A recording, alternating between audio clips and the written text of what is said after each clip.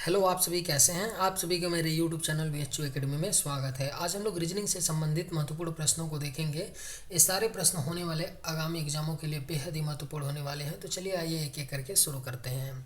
नीचे दी गई श्रृंखला श्रेणी में प्रश्नवाचक चिन्ह के स्थान पर कौन सी संख्या आएगी। सीरीज का प्रश्न दिया गया है 15, 31, 63, 127, 255। तो क्वेश्चन मार्क के स्थान पे क्या आएगा।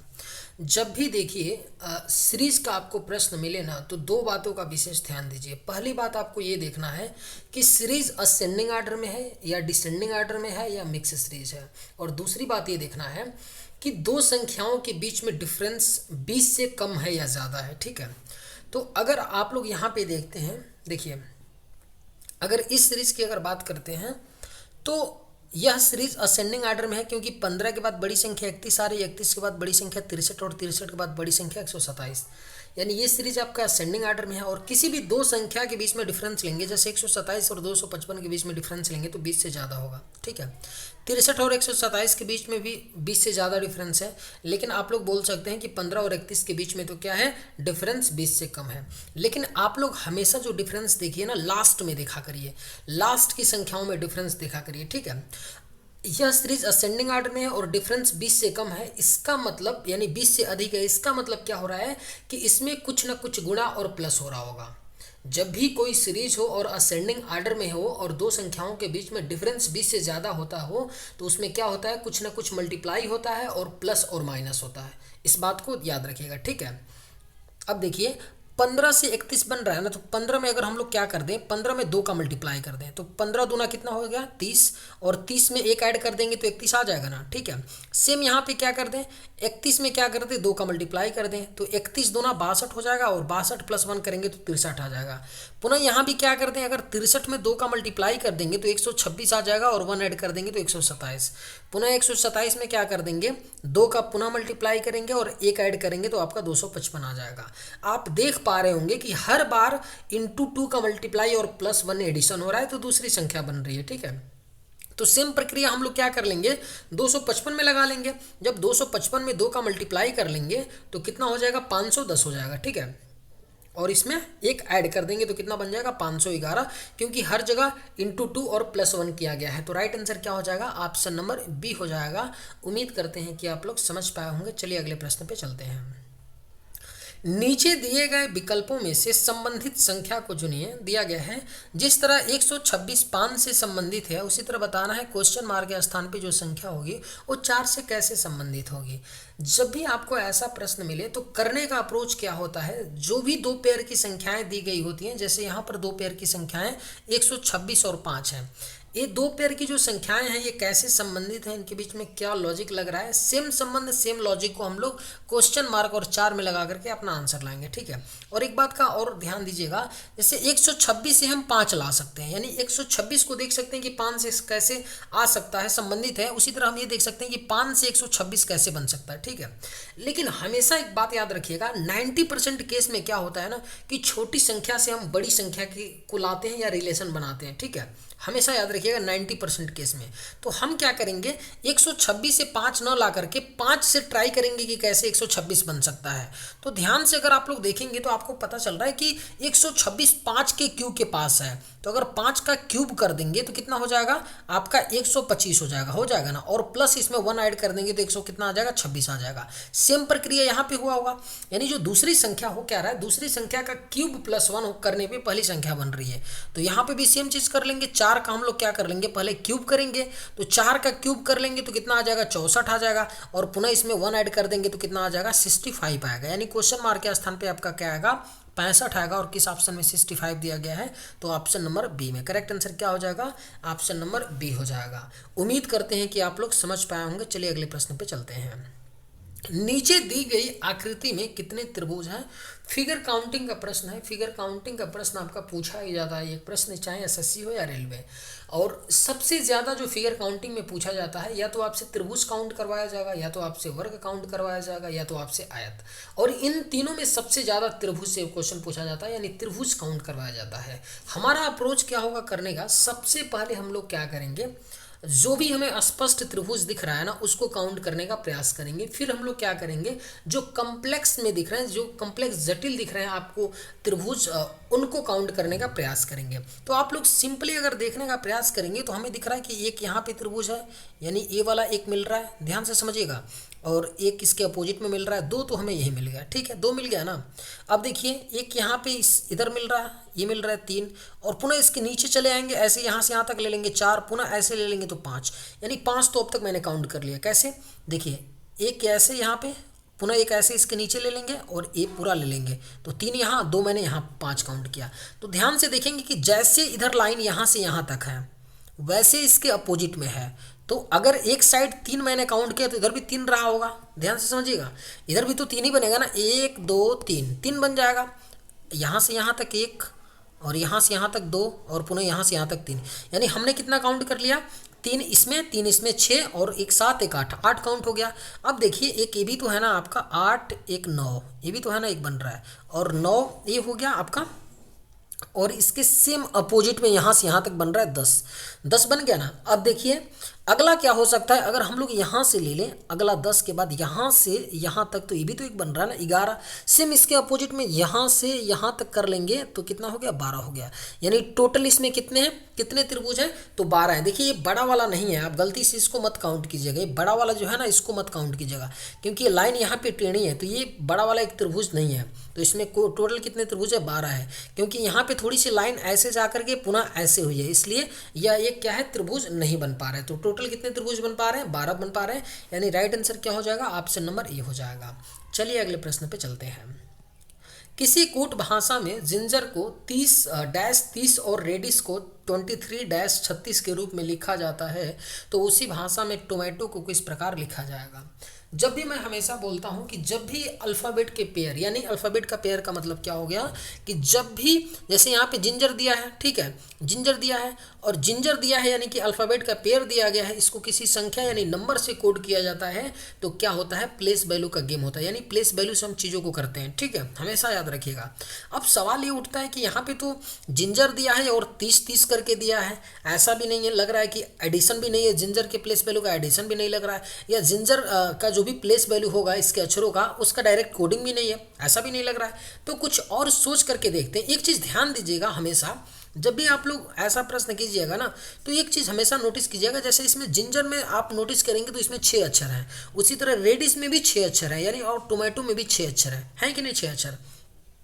तो एक चीज़ पता चल रहा है कि अगर हम लोग क्या करें, ध्यान से समझिएगा, अगर हम लोग क्या करें, जैसे जिंजर है तो GIN, इसके हाफ जो है ना, हाफ GIN, ध्यान से समझिएगा, और GER, यानी 3-3 का सम करके देख लेते हैं ना, 3-3 का जिंजर, 3-3 का सम करके, 3 अक्षर के प्लेस वैल्यू का सम करके देखते हैं कितना होता है। जी का कितना होता है, 7 होता है, आई का 9 होता है, एन का 14 होता है, इनका सम करेंगे तो 9 7 16 और 16 24 कितना, 14 कितना हो गया आपका, 30 हो गया। सम करने पे 30 आ रहा है। उसी तरह यहाँ पे जी का 7, ई का 5 और आर का 18, इनका सम करके देख लीजिए, 7 5 12 और 12 18 कितना आ गया, 30 आ गया। यानी हुआ क्या कि जो जिंजर है ना, इसके 3 अक्षरों का सम और लास्ट के 3 अक्षरों का सम करके बीच में डैश दे करके लिखा जा रहा है। सेम रेडिस में भी होना चाहिए, तो रेडिस में भी चेक कर लेते हैं, RAD का प्लेस वैल्यू का सम और ISH के प्लेस वैल्यू का सम कर लेते हैं। अब देखिए डायरेक्ट करना है एग्जाम में, क्योंकि आप लिख करके करेंगे तो फिर काम नहीं होगा ना, डायरेक्ट करिए। R का प्लेस वैल्यू कितना होता है, 18,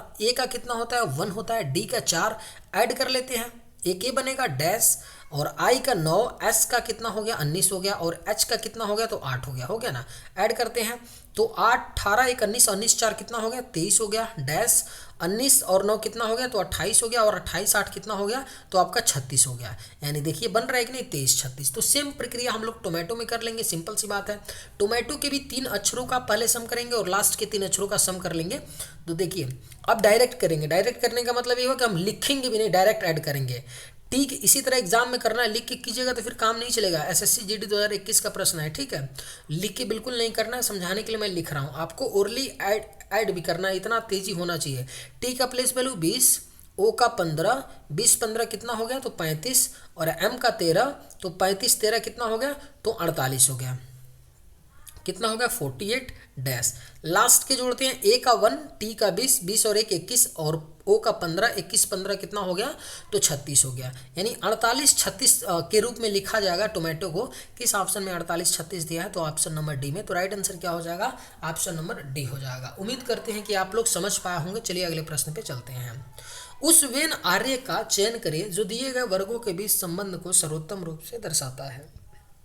3 शब्द दिए गए हैं, कापर, बुक, वायर। इन 3 शब्दों से हमको एक डायग्राम बनाना है जो इन तीनों शब्दों को रिप्रेजेंट करता हो। ठीक है, ध्यान से इन तीनों शब्दों को देखने पर हमको पता चल रहा है कि कुछ कापर है और बुक है, वायर है। अगर वायर की बात करें, ध्यान से सुनिएगा, वायर, अगर ये मान लीजिए ये वायर है, ध्यान से समझिएगा, ये वायर है, तो जो कुछ वायर होते हैं ना, ध्यान समझिएगा, कुछ वायर होते हैं ना वो कापर के भी होते हैं कि नहीं। कुछ वायर, सभी वायर कापर के नहीं होते, लेकिन कुछ वायर कापर के होते हैं कि नहीं, क्योंकि कुछ वायर ऐसे होंगे जो एल्युमिनियम के होंगे, तांबा के होंगे, लेकिन कुछ वायर कापर के होते हैं। ठीक है, अब बुक की बात करें तो बुक न कापर से संबंधित है न वायर से संबंधित है, तो बुक के लिए हम अलग से क्या बना लेते हैं, अपना डायग्राम बना लेते हैं। तो ओवरऑल हमारा कुछ इस तरह का डायग्राम बनेगा और इस तरह का डायग्राम किस ऑप्शन में दिया गया है तो ऑप्शन नंबर सी में दिया गया है। तो राइट आंसर क्या हो जाएगा, ऑप्शन नंबर सी हो जाएगा। उम्मीद करते हैं कि आप लोग समझ पाए होंगे। चलिए अगले प्रश्न पे चलते हैं।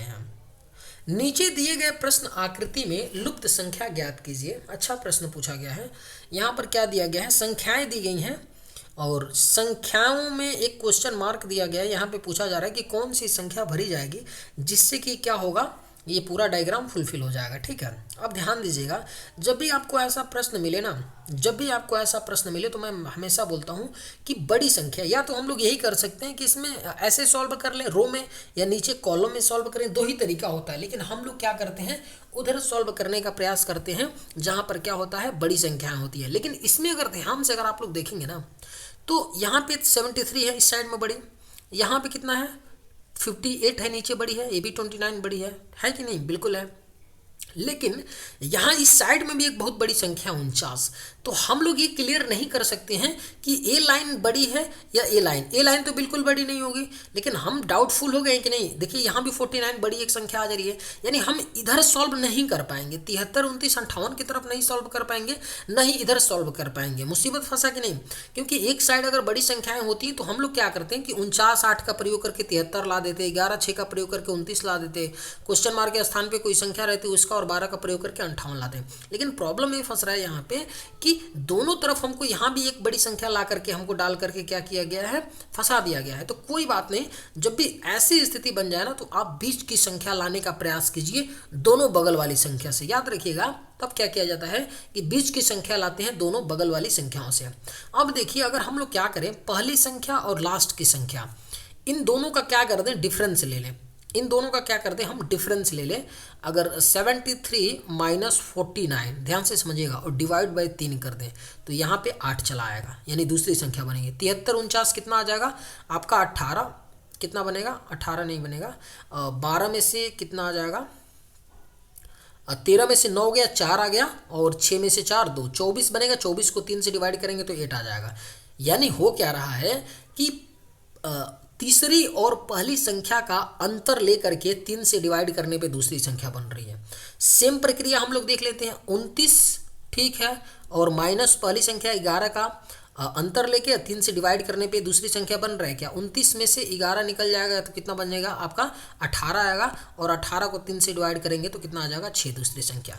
तो सेम चीज़ यहाँ भी कर लेते हैं तीसरे लाइन में, यानी कि 58, सपोज करिए माइनस यहाँ पे x रहा होगा तो माइनस x डिवाइडेड बाई 3 करने पे आपका 12 बनना चाहिए। इधर 12 3 कितना हो गया 36 मल्टीप्लाई कर लीजिए, इधर x आएगा, इधर 58 हो जाएगा, 58 माइनस 36 बराबर x।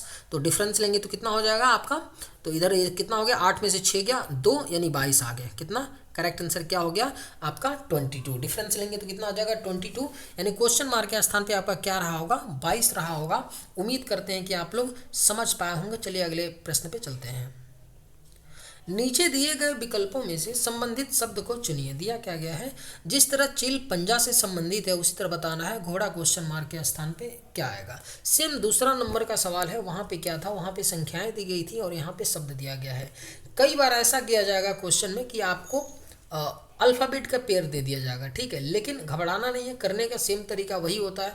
जो भी दो पेयर के शब्द हों, संख्याएं हों या लेटर हों, वो कैसे संबंधित हैं, उनके बीच में क्या लॉजिक लग रहा है, सेम संबंध सेम लॉजिक को हम लोग क्वेश्चन मार्क और गिवन शब्द में लगा करके अपना आंसर लाते हैं, ठीक है। यहाँ पर अगर देखें चील पंजा की बात करें तो ध्यान से अगर देखने पर पता चलता है कि चील जो है ना, चील का जो पैर का निचला हिस्सा होता है ना, उसको पंजा बोला जाता है।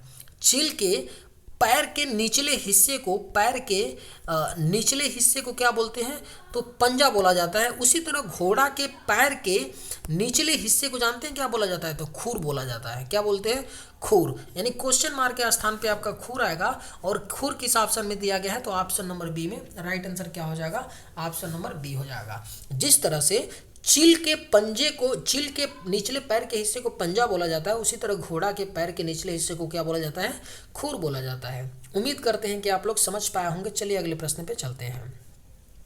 दिया गया आरेख विभिन्न भाषाओं हिंदी, अंग्रेजी और जर्मन को जानने वाले छात्रों की संख्या को दर्शाता है।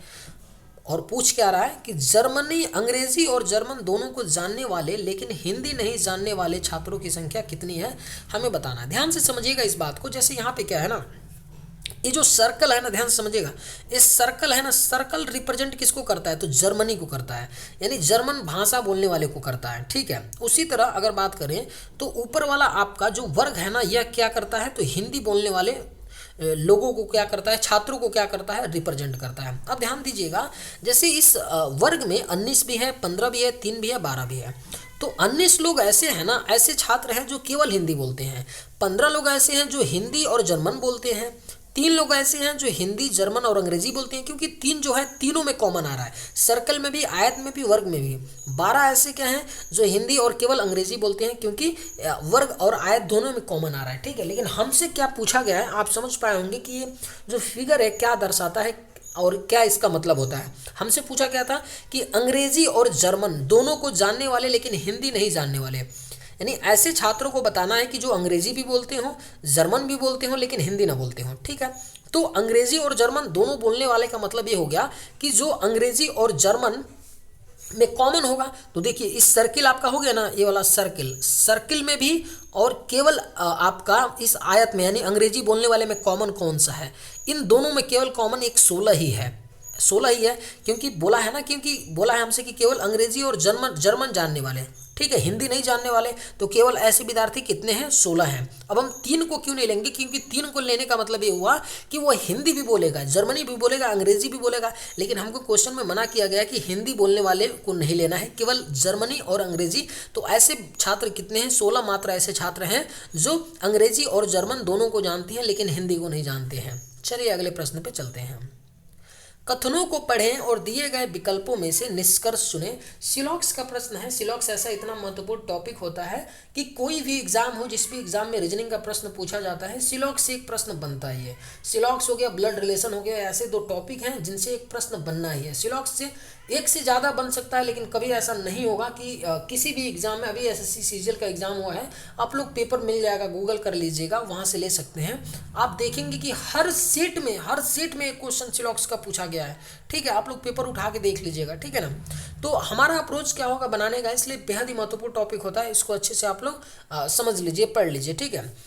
हमारा अप्रोच क्या होगा बनाने का, जैसे यहाँ पे क्या दिया गया है, आपका जो कथन दिया गया है ना, कथन से हम एक डायग्राम बनाएंगे, उसके बाद देखेंगे कि निष्कर्ष क्या निकाल सकते हैं उस डायग्राम के बेसिस पे, ठीक है। तो कथन दिया गया है क्या, कि कुछ कारें ट्रेन है, बना लेते हैं। कुछ जो कार है ना वो क्या है, तो ट्रेन है, कोई बात नहीं, बना लेते हैं, ट्रेन है।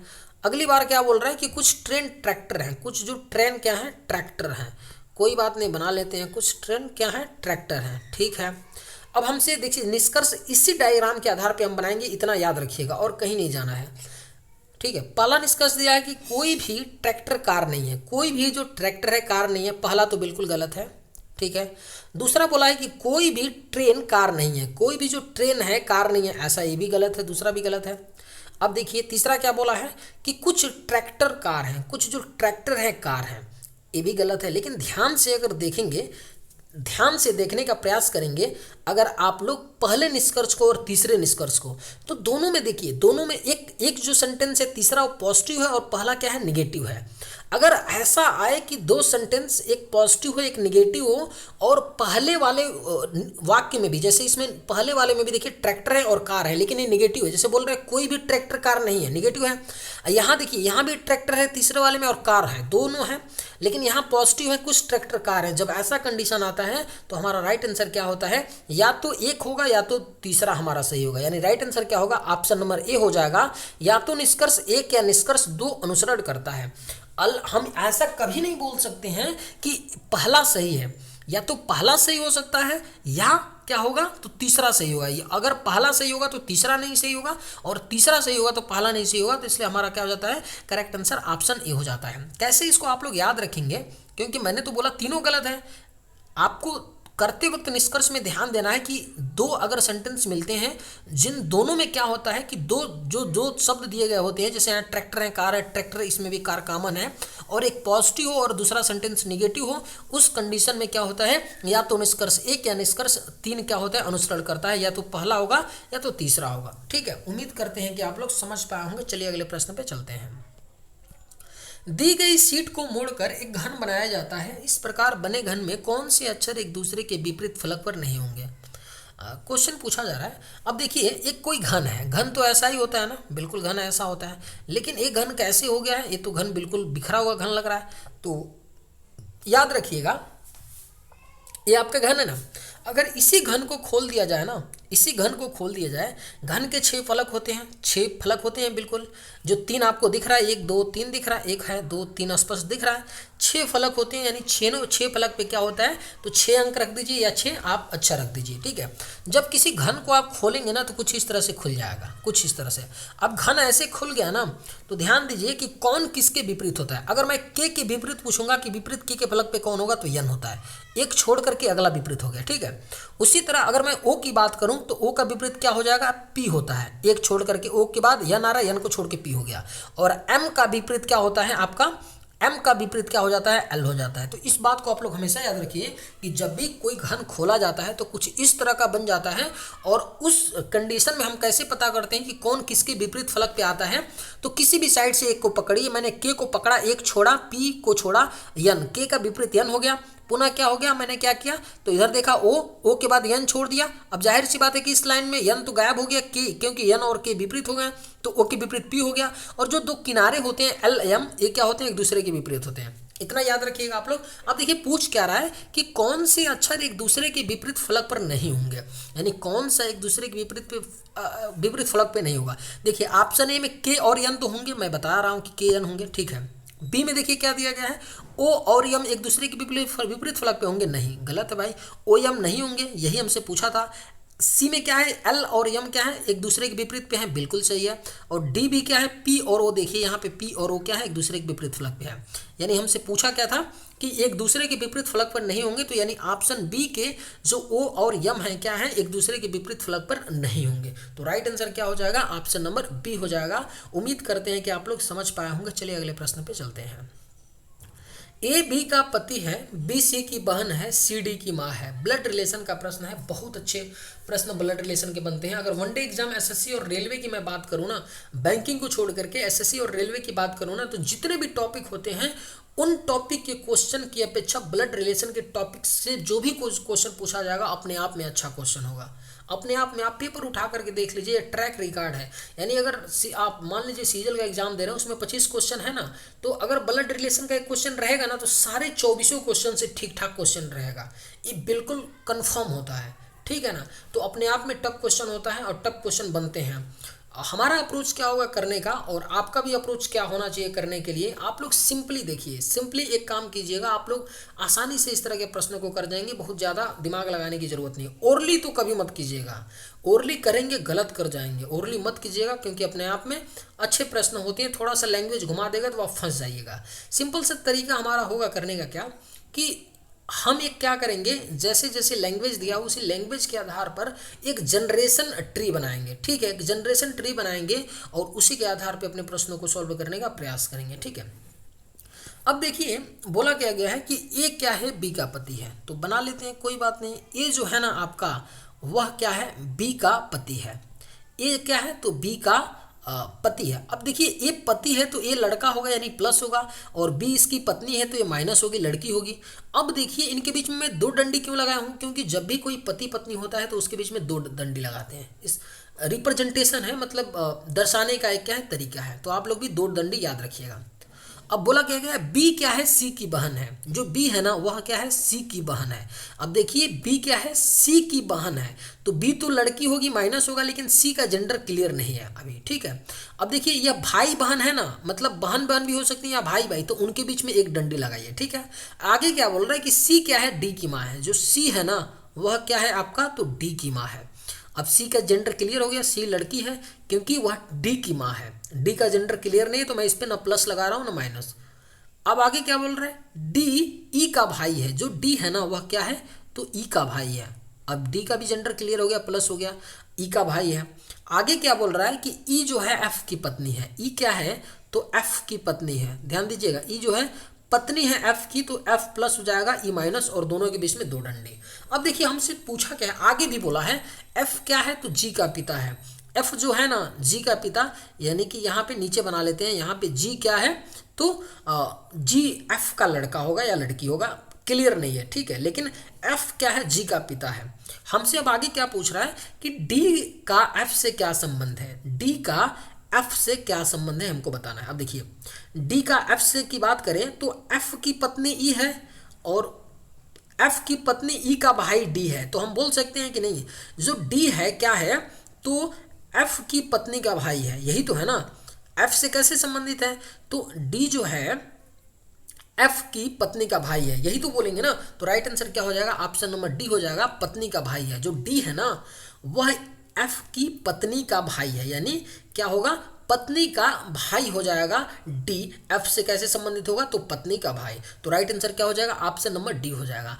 आप लोग ध्यान से देख पा रहे होंगे कि जो नीचे दिया है, जैसे एफ बोला गया था, एफ जी का पिता है, इसका कहीं यूज ही नहीं है नीचे वाले का, आप इसको नहीं भी बनाएंगे। कई दफ़ा क्या होता है कि क्वेश्चन में रिडंडेंट यानी अनावश्यक चीज़ें दी गई होती हैं, जिसका हमें क्वेश्चन का आंसर लाने में कई दफ़ा प्रयोग नहीं होता है, ठीक है। तो उसी तरह ये लाइन क्या था, रिडंडेंट था, इसकी कोई ज़रूरत हमें नहीं थी। फिर भी आप लोग बनाते वक्त बना लीजिए, क्योंकि कई दफ़ा क्लियर आपको तो नहीं पता चलेगा ना, जब आप लास्ट में करेंगे आंसर तब तो पता चलेगा ना कौन रिडंडेंट है कौन नहीं है। तो सारा बनाने का प्रयास कीजिए। तो राइट आंसर क्या हो जाएगा, ऑप्शन नंबर डी हो जाएगा। उम्मीद करते हैं कि आप लोग समझ पाए होंगे। चलिए अगले प्रश्न पे चलते हैं। अपराह 4:53 घंटे की सुई और मिनट की सुई के बीच बने दो कोणों में से सबसे छोटा कोण क्या होगा। बिल्कुल एक फिक्स टाइप का प्रश्न है, और इसको क्लॉक का प्रश्न है। इसको करने का एक सिंपल सा फॉर्मूला होता है, जिसको याद रखिएगा, क्योंकि फार्मूला नहीं पता रहेगा आप रगड़ते रह जाइएगा, आप कर नहीं पाइएगा, मुश्किल हो जाएगा एग्जाम में, बिल्कुल नहीं कर पाएंगे।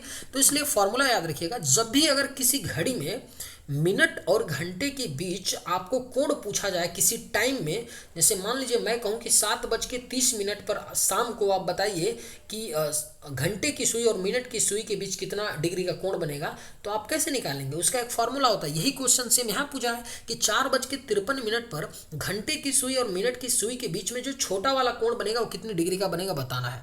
तो देखिए कोण का फॉर्मूला क्या होता है, कोण बराबर क्या होता है, तो आपका 60 into H minus m into 11 divided by 2 होता है, ठीक है। इस फार्मूले को याद रखिएगा। यहाँ पे h क्या है, तो आपका घंटा, यहाँ जैसे 4 घंटे की बात कीजिए तो h की जगह 4 रखेंगे।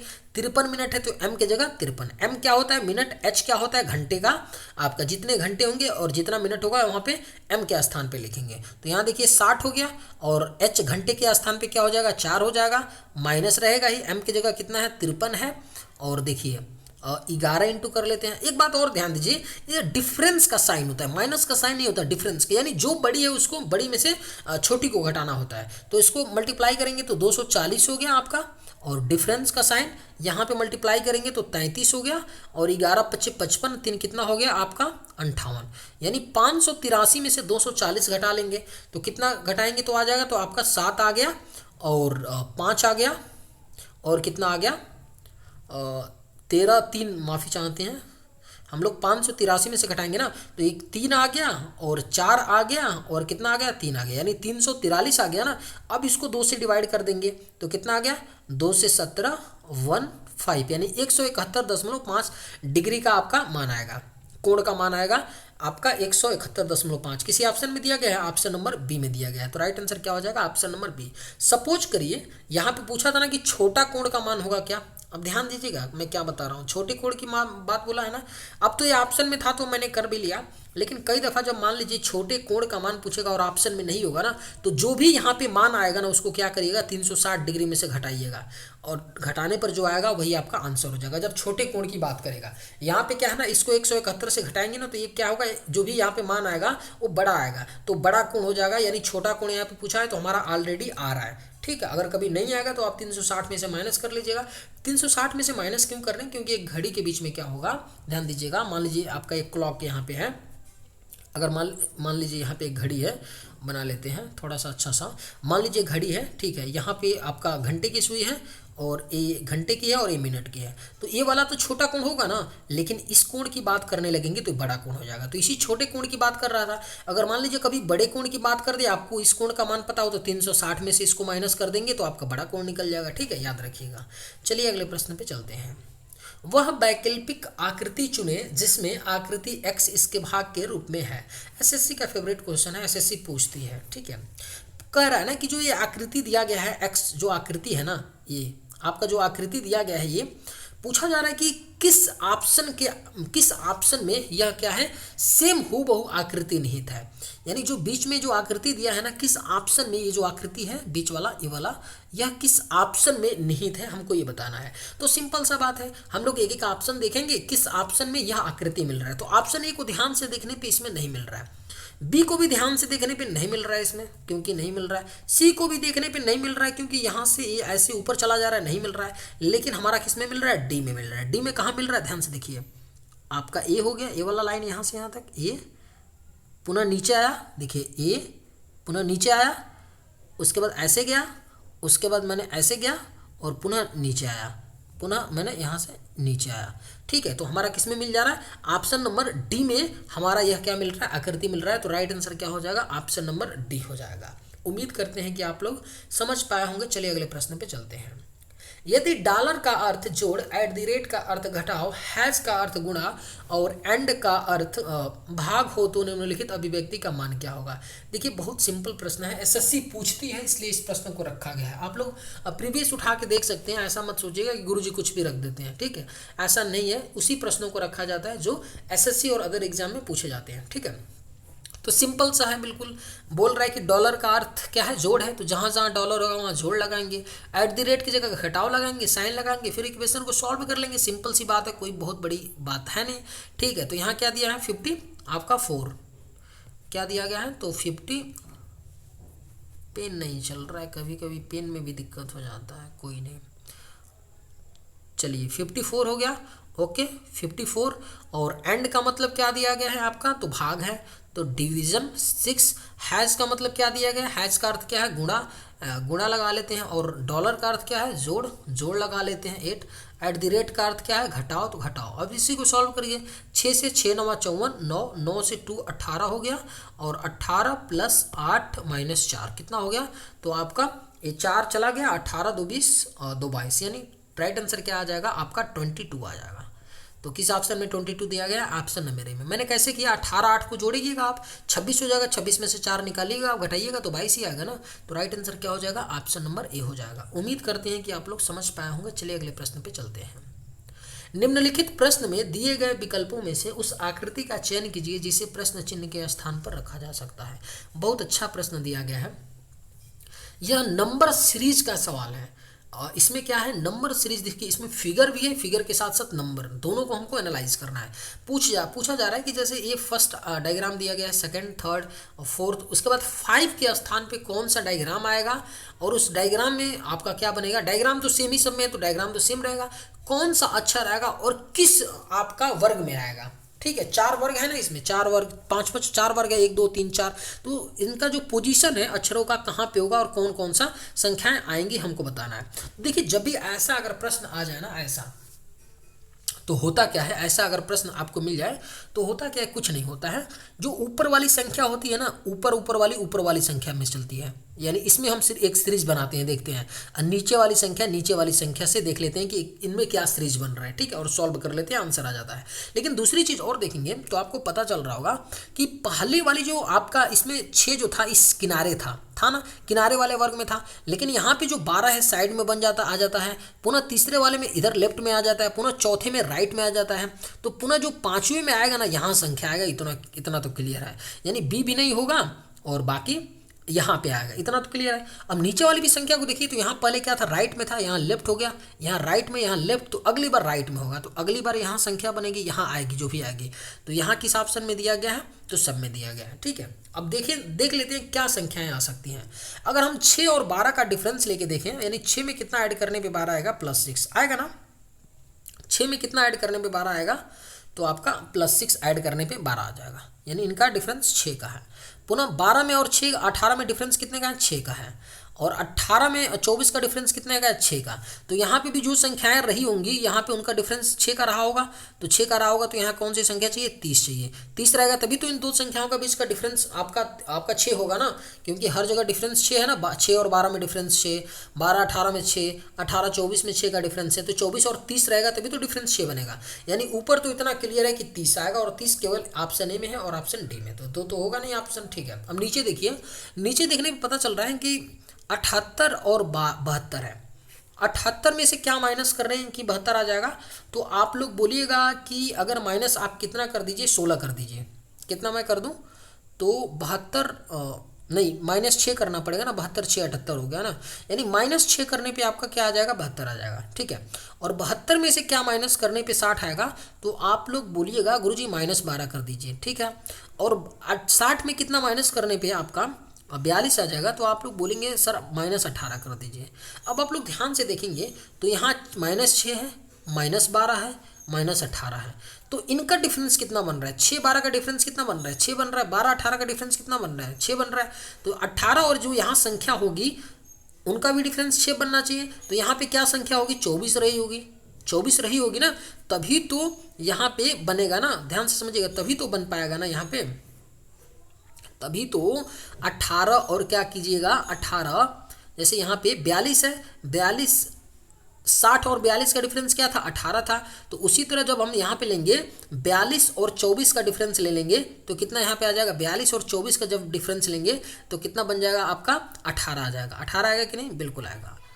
देखिए 18, 12 में से 8 गया, 12 में से 4 गया, 8 आ गया, और 3 में से 2 गया, 18 आ गया, और इनका भी डिफरेंस कितना आ गया, 6 आ गया, बन रहा है कि नहीं, 6 12 18 24, तो यहाँ इनका डिफरेंस 42 और 24 का डिफरेंस ले लेंगे तो कितना आ जाएगा, 18, यानी जो नीचे संख्या बनेगा यहाँ पे वो क्या आएगा, 18, यानी कुछ ऐसा बनेगा आपका, ऊपर तो 30 रहेगा और नीचे क्या आ जाएगा, 18 आ जाएगा। और इस तरह का डायग्राम किस ऑप्शन में दिया गया है, तो ऑप्शन नंबर ए में दिया गया है, तो राइट आंसर क्या हो जाएगा, ऑप्शन नंबर ए हो जाएगा। उम्मीद करते हैं कि आप लोग समझ पाए होंगे। चलिए आज के वीडियो में बस इतना ही। अगर आप लोगों को ये वीडियो पसंद आए तो एक लाइक ज़रूर कीजिएगा। थैंक्स।